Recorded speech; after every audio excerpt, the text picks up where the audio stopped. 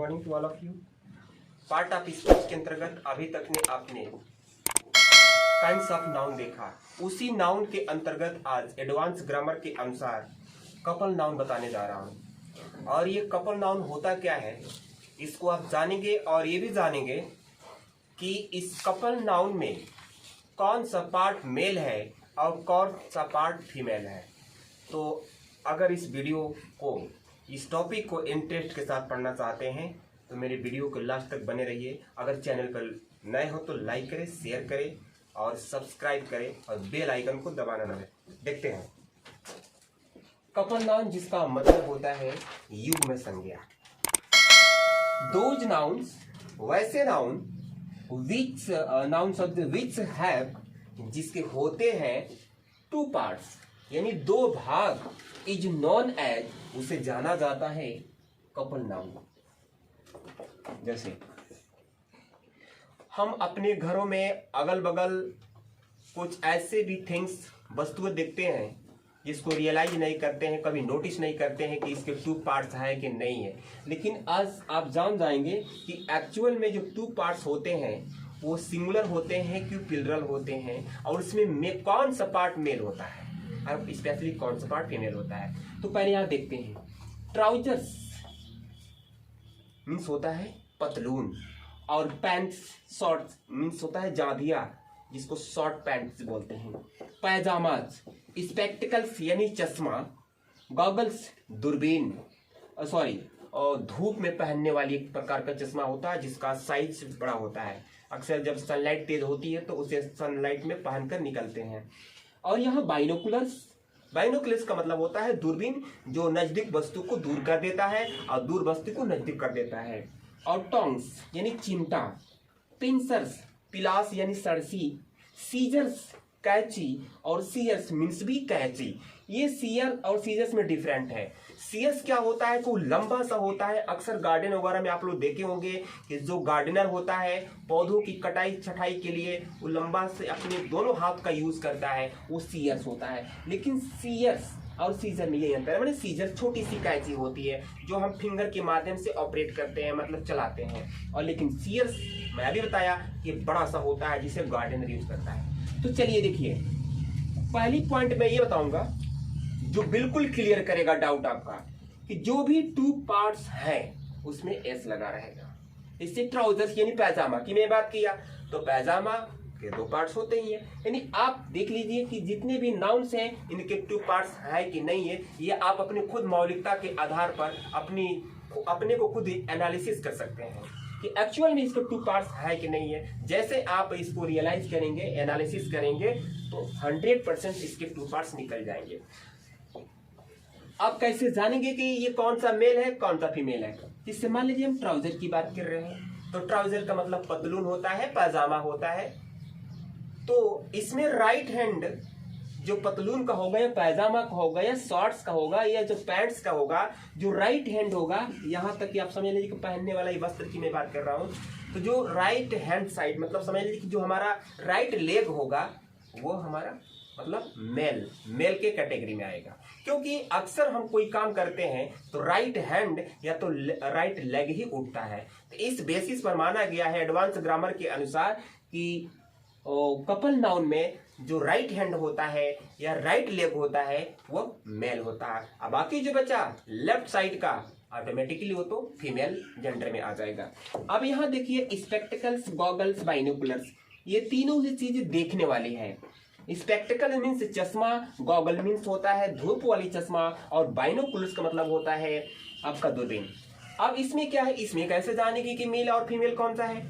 इसमें right hand, अक्सर हम जब स्पेक्टिकल्स वगैरह चश्मा वगैरह पहनते हैं तो राइट हैंड से हम अपने स्पेक्टिकल्स को, चश्मे को एडजस्ट करते हैं, राइट हैंड ही हमारा होता है। तो इससे और क्लियर हो गया कि राइट हैंड वाला जो हमारा पार्ट्स है वो मेल है और लेफ्ट हैंड का जो साइड है वो फीमेल है। अब यहाँ आइए, टोंग्स, पिंसर, सीजर्स, सीयर्स, ये टोंग्स, चिमटा, कैंची वगैरह है इसकी मीनिंग। अब इसमें कैसे आप जानोगे कि ये राइट हैंड लेफ्ट हैंड के माध्यम से, यानी कौन सा मेल है और कौन सा साइड फीमेल है। तो इसमें जब हम कैंची चलाते हैं तो कैंची में हम ये जो हमारा थंब है, यानी जो अंगूठा है, इसके प्रयोग से ज्यादा हम मतलब इस पर ज्यादा हम बल लगा करके कैंची को चलाते हैं। तो जो हमारा थंब प्रेस करता है ये चलाता रहता है, तो इससे हम ये समझ जाएंगे कि इसमें भी राइट हैंड का ही प्रयोग हो रहा है। तो उस बेसिस पर समझ जाएंगे कि ऊपर वाला कैंची का जो ऊपर वाला भाग होगा वो हमारा हो गया मेल, और जो लेफ्ट वाला भाग हो गया वो हो गया फीमेल। तो इस बेसिस पर मैंने आपको समझाया कि जो कपल नाउन्स के 2 पार्ट्स होते हैं उसमें मेल कौन सा है और फीमेल कौन सा है। और अक्सर ये जो वर्ड कपल है, कपल का मतलब आप जानते ही हैं कि जोड़ा। अक्सर इसको अगर मैं कंपेयर करूं, मतलब अक्सर लोग कंपेयर करते हैं बॉयफ्रेंड गर्लफ्रेंड से, तो यहाँ एक कपल वर्ड यहाँ भी एक लागू हो रहा है। तो उस बेसिस पर ये जो भी है एक के बिना एक नहीं रह सकते। अगर एक को अलग से दूसरे एक को अलग कर देते हैं दूसरे को, तो उसका कोई वैल्यू ही नहीं है। जैसे मान लीजिए ट्राउजर यानी पैजामा को फाड़ करके फेंक दीजिए, तो क्या वो काम करेगा दूसरा? वो भी बेकार हो जाएगा। तो एक के बिना दूसरे के काम नहीं चलने वाला है कपल नाउन में। तो चलो बेटा देखते हैं कि इस पर क्वेश्चन कैसे बनते हैं। ठीक है, यह सेंटेंस है योर ट्राउजर्स इज न्यू, आपका पैजामा नया है। ये सेंटेंस हमारा रॉन्ग है। क्यों रॉन्ग है? कि जब आप जानते हैं कि ये कपल नाउन जिसके 2 पार्ट्स होते हैं तो वो प्लूरल की कैटेगरी में आता है, यानी ये बहुवचन नाउन होगा, प्लूरल हो गया। तो ऐसे भी आप सभी लोग पढ़े हो, जानते हो कि जब नाउन हमारा प्लूरल हो और वो सब्जेक्ट का काम करे, सब्जेक्ट का एक्शन करे, तो उसके लिए प्लूरल वर्ब का प्रयोग किया जाता है। तो यहाँ ट्राउजर के आगे इज का प्रयोग किया गया है, इस बेसिस पर रॉन्ग है। बल्कि यहाँ पर दूसरे सेंटेंस में ट्राउजर्स के बाद आर जो प्लूरल वर्ब है, इस बेसिस पर ये सेंटेंस सही है। माई स्पेक्टिकल्स, मेरा जो चश्मा है नया है। तो यहाँ भी सेंटेंस रॉन्ग हो रहा है। क्यों हो रहा है? अभी मैंने बताया कि इस तरह के जो जिनके 2 पार्ट्स हैं वो नाउन हमेशा प्लूरल में आते हैं, और जब भी ये प्लूरल होंगे तो आपको प्लूरल का वर्ब देना ही पड़ेगा। तो यहाँ पर स्पेक्टिकल्स, यहाँ पर इज है, यहाँ पर आर है। तो यहाँ पर आर है तो ये सही है, और यहाँ पर इज है तो रॉन्ग है। आई नीड अ स्पेक्टिकल, मुझे एक चश्मे की जरूरत है। कुछ भी बोल लीजिए, जिसे कहा जाए मुझे एक कैंची की जरूरत है, मुझे बड़ी कैंची की जरूरत है, मुझे चिमटे की जरूरत है, मुझे पैंट की जरूरत है, कुछ भी बोल लीजिए। लेकिन बेटा ध्यान ये रखना है कि इस तरह की जो कपल नाउन्स हैं उसके पहले कभी भी भूलकर हम आर्टिकल ए अथवा एन का प्रयोग नहीं करेंगे। क्यों नहीं करेंगे? कि ये तो प्लूरल है और आप सोच रहे हैं कि हम ए लगा देंगे तो ये सिंगुलर हो जाएगा। नहीं, ये आपका सेंटेंस गलत है।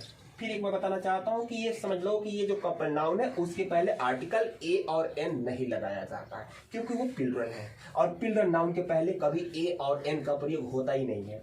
यहाँ पर क्या है? आई नीड स्पेक्टिकल्स, ये सेंटेंस बिल्कुल सही है, क्योंकि स्पेक्टिकल्स के पहले आर्टिकल ए और एन का प्रयोग नहीं होता है।